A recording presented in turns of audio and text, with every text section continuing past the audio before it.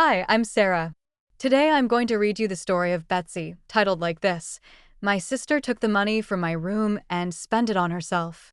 She thought I was going to cry, but I smiled. Then Dad came in shouting at me, "Where are the $15,000 we prepared for your sister's college?" She burst into tears. Well, let's go. My name is Betsy, and I'm 24 years old. I still live with my parents, even though I graduated from college 2 years ago and have a decent job at an insurance company. It's not that I can't afford my own place. I just never felt the rush to move out. My parents are good people and, honestly, living at home helps me save money. My younger sister, Christina, is 20 and in her second year of college. She lives in the next town over, about an hour's drive from our family home. Unlike me, she only comes back during holidays and breaks. Christina has it pretty easy. Our parents pay for everything: her tuition, her rent, food, money, spending cash. Everything gets handed to her on a silver platter. When I was in college, things were different. I had to work part-time jobs to pay for my own food and rent. I was lucky enough to get a partial scholarship that covered 70% of my tuition, so my parents only had to pay 30%.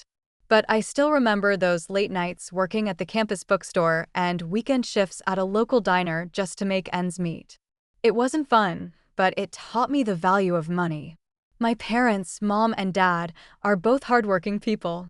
Dad works at a construction company as a supervisor, and Mom is a secretary at a law firm. They're not rich, but they've always managed to provide for our family. They own our house and have a small country house by the river that's been in the family for years. This year, though, money got tight. Dad had some health issues that kept him out of work for a few weeks, and Mom's hours got cut back. They started worrying about how they'd pay for Christina's education next year. I could see the stress on their faces when they thought nobody was looking. "We need to figure something out," I heard Mom tell Dad one evening when they thought I was upstairs. "Christina's tuition is due in 3 months, and we just don't have the money saved up like we usually do." Dad rubbed his forehead the way he always does when he's thinking hard. "What about the country house? There's so much old stuff there that we never use anymore." That's when they came up with their plan. They decided to clean out the country house and sell everything they could. Over the next 2 months, they worked every weekend going through decades of accumulated belongings. There was an old fishing boat that hadn't been used in years, furniture from when my grandparents were alive, old appliances, tools, and boxes of random household items. They sold the boat to our neighbor, Mr. Peterson, for $3,000.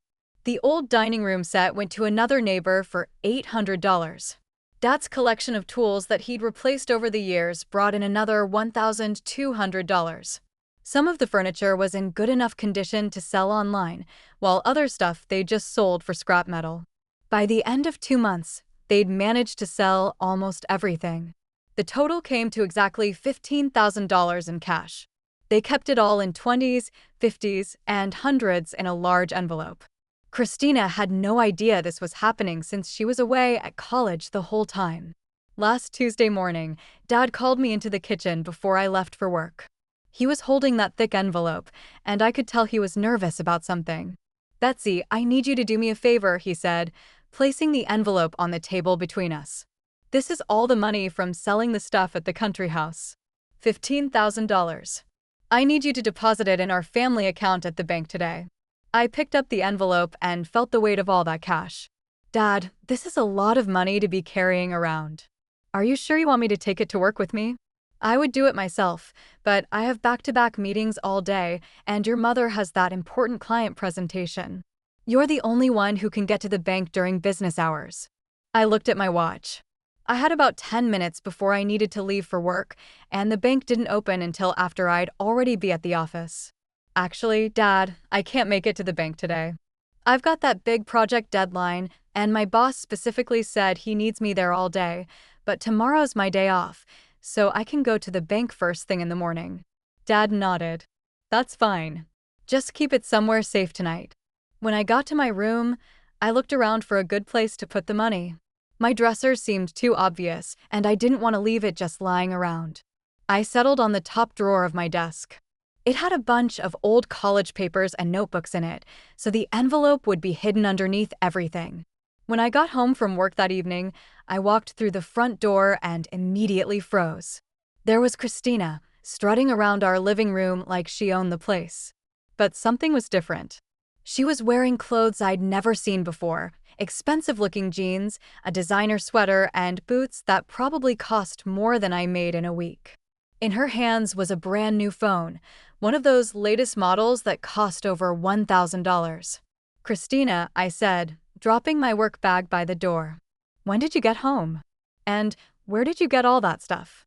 Did you actually get a job or something?" Christina laughed, and it wasn't a nice laugh. "Me, work? Are you crazy? I'm not insane enough to get some crappy part-time job like you did in college." My stomach started to twist with a bad feeling. "Then how did you pay for all this?" "Oh, I just borrowed some money from a secret location," she said with that same grin, waving her new phone around. Found myself a little treasure chest, you could say. Something clicked in my head. A cold, horrible realization washed over me. Without saying another word, I ran to my room, my heart pounding. I yanked open the desk drawer and frantically pushed aside all the papers and notebooks. The envelope was gone. The drawer was completely empty except for my old college stuff. I stared at the empty drawer for what felt like forever, but was probably only a few seconds. My hands were shaking as I searched through every single paper, hoping maybe the envelope had somehow slipped behind something. Nothing. It was really gone. I ran back to the living room where Christina was still admiring herself in the mirror, posing with her new phone. She was completely absorbed in taking selfies, acting like she didn't have a care in the world. "Christina," I shouted, and she looked up, startled by my tone. "What's your problem?" she asked. But I could see something flicker in her eyes. Before I could answer, she got a call and picked up the phone. "Yeah, baby. Did you get it? I sent you $10,000 today like I promised," she was saying in this sweet voice I'd never heard her use before. I know. You really needed it for those debts. Don't worry about paying it back right away. Just take care of what you need to. $10,000. She'd sent someone $10,000 of my parents' money. I grabbed the phone right out of her hand and hung up. "Why did you take the money from my room?" Christina rolled her eyes like I was being ridiculous. "Oh, please, Betsy. I went to your room to borrow a phone charger because mine broke. I couldn't find one, but I did find that envelope full of cash just sitting there in your drawer.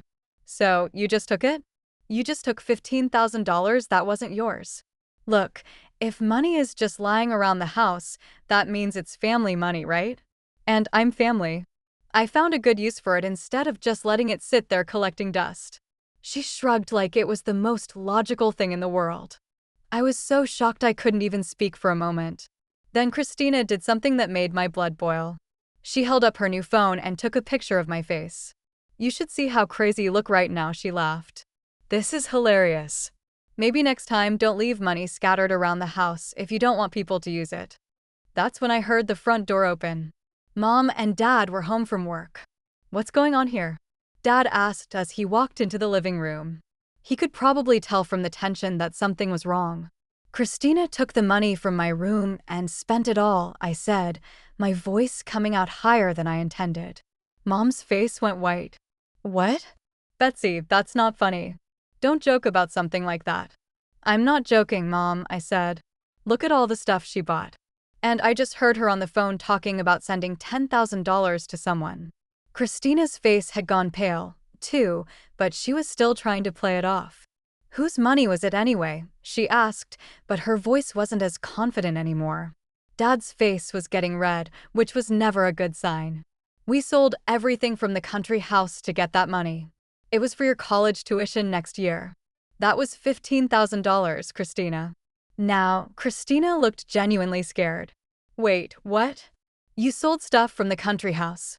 "We sold the boat, all the old furniture, Dad's tools, everything we could get rid of," Mom said, her voice shaking.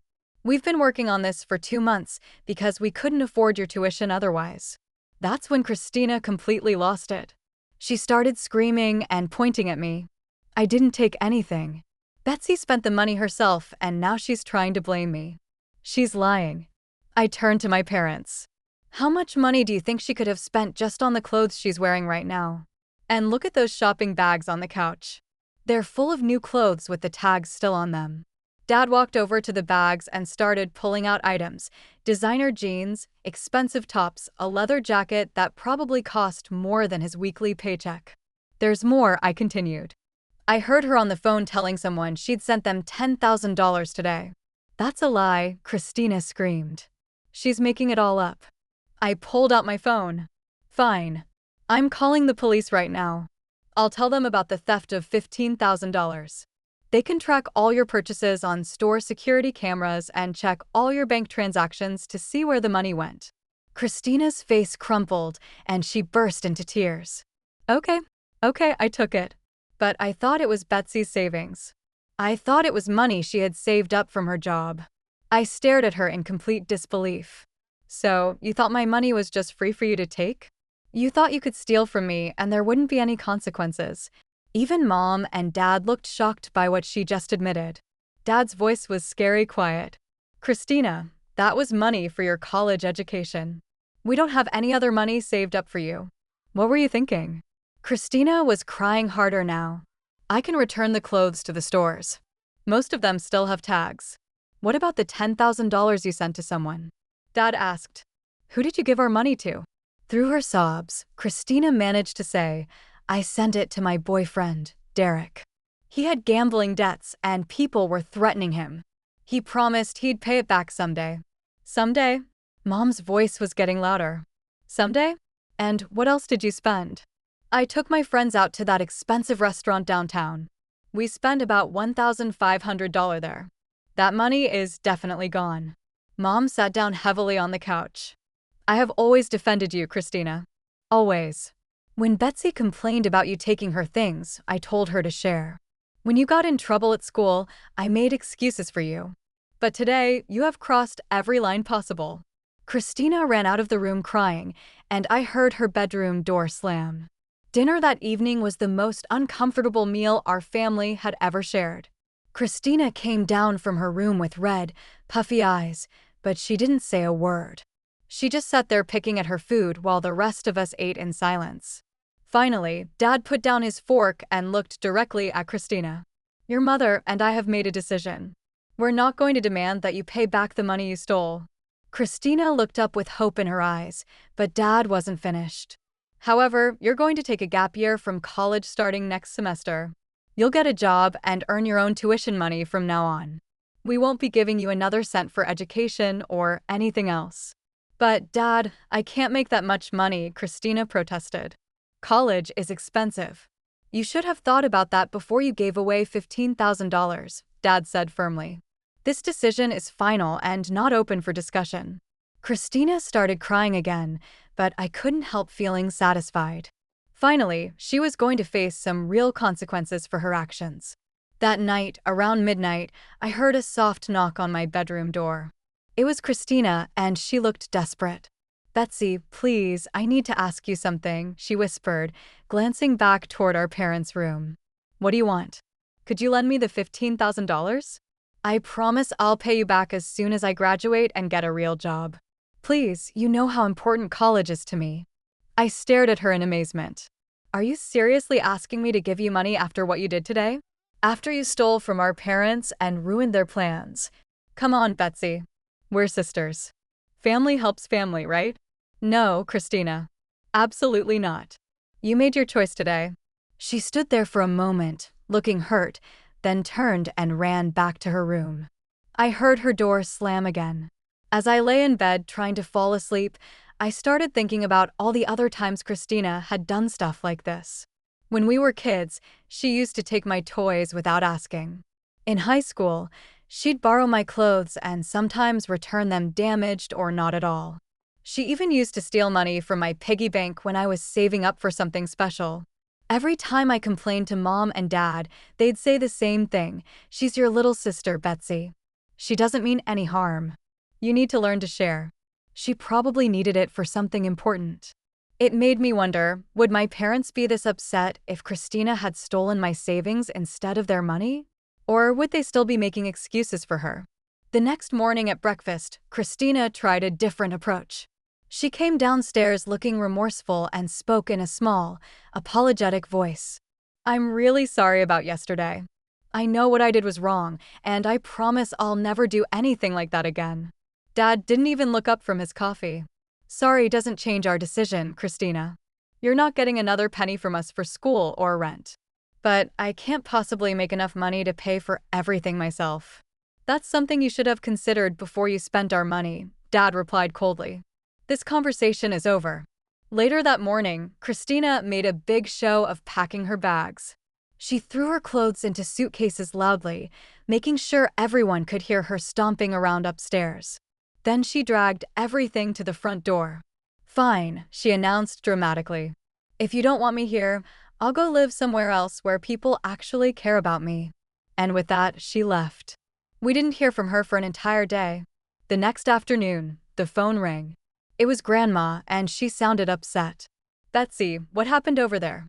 "Christina called me crying, saying you all kicked her out of the house and won't let her finish college properly. She says you're the one who got her in trouble with your parents." I handed the phone to Dad, who explained the whole situation to Grandma. When he was finished, there was a long silence on the other end. "Oh my goodness," Grandma finally said. "I had no idea. Christina made it sound like you were all being unfair to her. She asked me to lend her money for school." "What did you tell her?" Dad asked. "I told her I'd think about it, but after hearing this story, there's no way I'm giving her a dime. In fact, I'm going to check my house right now to make sure she didn't take anything when she visited last month." Over the next few days, our phone kept ringing. Aunt Sarah called, asking why Christina was begging her for money. Uncle Mike called because Christina had shown up at his house with some story about needing help with college expenses. Cousin Jennifer called because Christina had asked her to co-sign for a student loan. Each time, my parents had to explain the real story. Each time, the relatives were shocked and refused to help Christina. A week later, Christina came back home on her own. She looked defeated and exhausted. "I went to everyone," she admitted, slumping into a chair in our living room. "All the relatives, my college friends, even some of Derek's friends. Nobody would help me." "Are you surprised?" Mom asked. "Look, I'll do what Dad wants. I'll take the gap year and work, but can I at least stay here so I don't have to pay rent? If I have to pay for my own apartment, too, I'll never save enough for college." Mom and Dad looked at each other, having one of their silent conversations that married couples do. "You can stay," Dad finally said. "But you follow our rules, and you don't ask us for money for anything." 2 months after all this drama, I finally decided it was time to move out of my parents' house. I found a nice one-bedroom apartment about 20 minutes away and got all my stuff moved in over a weekend. It felt good to finally have my own space, especially after everything that had happened. Mom called me a few weeks later with an update on Christina. She got a job as a waitress at that family restaurant downtown. She's actually working really hard. She gives us her entire paycheck every week and only keeps her tips for spending money. I was surprised to hear that Christina was actually following through on working, but I was glad she was finally learning some responsibility. 2 months later, I went back to visit my parents on a Sunday afternoon. I was curious to see how things were going with Christina and her new job. When I walked into the house, I barely recognized my sister. The girl who used to strut around in expensive clothes and full makeup now looked completely different. Christina was sitting at the kitchen table in plain jeans and a simple t-shirt, no makeup, no fancy manicured nails. She looked tired, really tired, but also somehow more real than I'd seen her in years. "Hey, Christina," I said, sitting down across from her. "How's the job going?" She sighed and rubbed her forehead. "It's hard work. My feet hurt all the time and some customers are really rude, but I'm getting better at it." Mom came into the kitchen and gave me a hug. "Betsy, perfect timing." I was just about to tell Christina about the new account we opened for her. "What account?" I asked. Dad joined us in the kitchen, carrying his coffee mug. "We opened a special savings account for Christina. Every week when she brings us her paycheck, we deposit the entire amount into that account. She only keeps her tips for daily expenses. The tips aren't much," Christina added. "Maybe $40 or $50 a week." I had to sell my new phone and get a cheap one just to have enough money for basic stuff. I noticed she was holding an old flip phone, the kind people used 10 years ago. It was quite a change from that expensive smartphone she'd bought with our parents' money. We told Christina that she can't touch the money in that account for a full year, Mom explained. After 12 months, we'll give her access to it, and then she can decide what she wants to do. What do you mean, decide what to do? I asked. Dad's expression got serious. She can either use the money to go back to college, or she can give it to that boyfriend of hers. But if she chooses the boyfriend, she's out of this house permanently. I looked at Christina to see her reaction, but she just nodded like she understood. Speaking of Derek, Mom said, lowering her voice even though it was just family in the room. I overheard Christina talking to him on the phone last week. He was asking her for money again. What did you tell him? I asked Christina. I told him I don't have any money to give him. He got really angry and said I was being selfish. Christina's voice was quiet. He keeps saying that if I really loved him, I'd find a way to help him with his debts. And what do you think about that? I asked. Christina was quiet for a long moment. I think maybe Derek only likes me when I can give him things. For months later, I found out that Christina had broken up with Derek. Mom called to tell me the news. She said he kept pressuring her for money, even after she explained that she didn't have access to her savings account. When she refused to ask us for money, he started getting mean with her. Good for her, I said, and I meant it.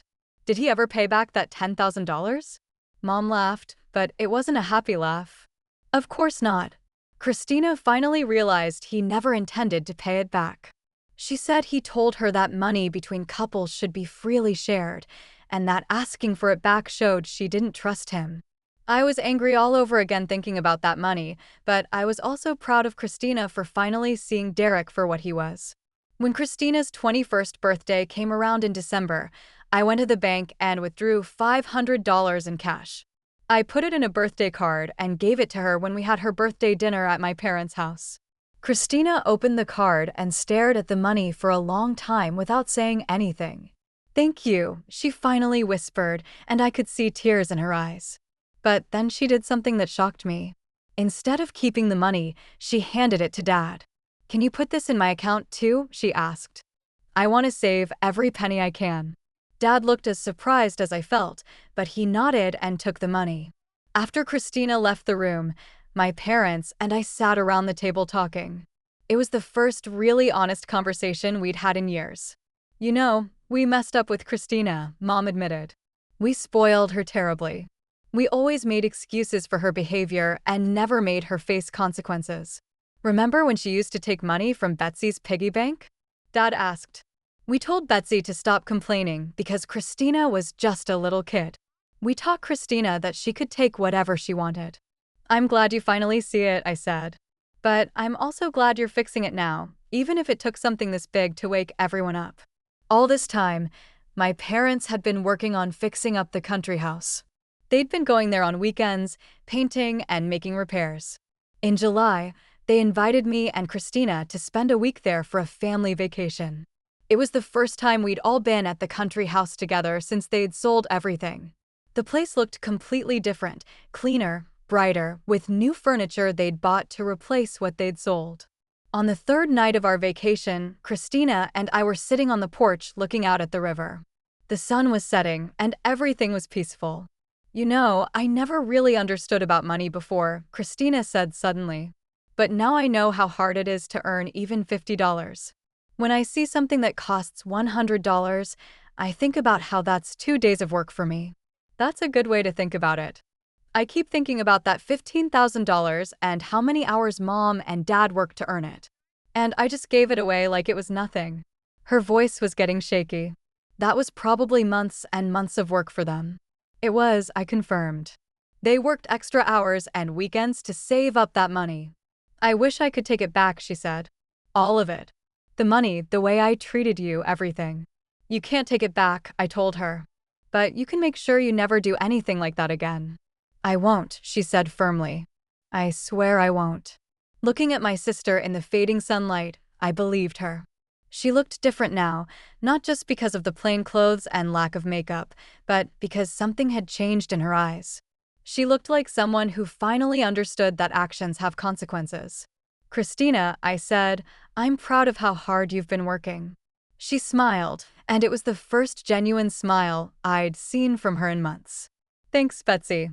That actually means a lot coming from you. As we sat there watching the river flow by, I realized that maybe this whole terrible situation had been exactly what our family needed. It had forced all of us to face some hard truths and make some difficult changes. And maybe, just maybe, we were all going to be better people because of it.